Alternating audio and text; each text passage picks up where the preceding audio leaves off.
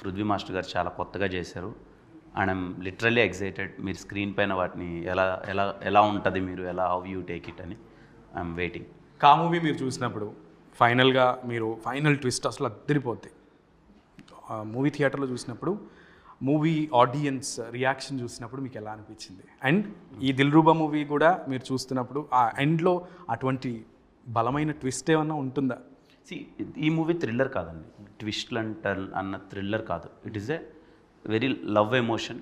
But last 5 minutes చాలా మీరు చెప్పారు కదా ఇందాక, లాస్ట్ 10 minutes చాలా డెప్త్ ఉంటుంది, చాలా అందరూ కూడా చాలా ఇదవుతారు. వాడు ఎందుకు అన్నది ఒక ఎమోషన్ చెప్తాం. We are not telling it is an ఏదో హార్డ్ హిట్టింగ్ ఎమోషన్ కాదు. రియల్లీ మాకు కానీ డైరెక్టర్ గారికి కానీ మేము ఇదేదో హార్డ్ హిట్టింగ్గా చెప్పాలి, అందరూ ఇది చేసేయాలి అన్న థింగ్ కాదు.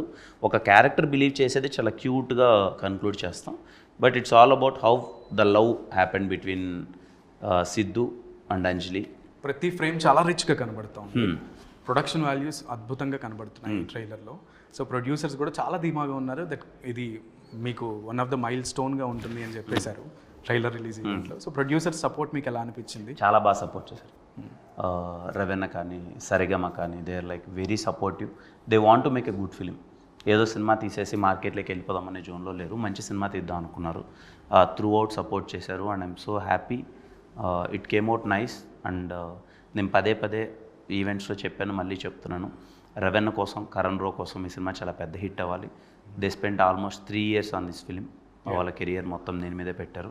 వాళ్ళ కోసం ఈ సినిమా గట్టి హిట్ అవ్వాలి. మూవీ మొత్తం చూసిన తర్వాత కాస్ట్ అండ్ క్రూకి మీరు చెప్పాలనుకున్న మాట ఏంటి? The whole cast and crew. Nothing, like we are so happy.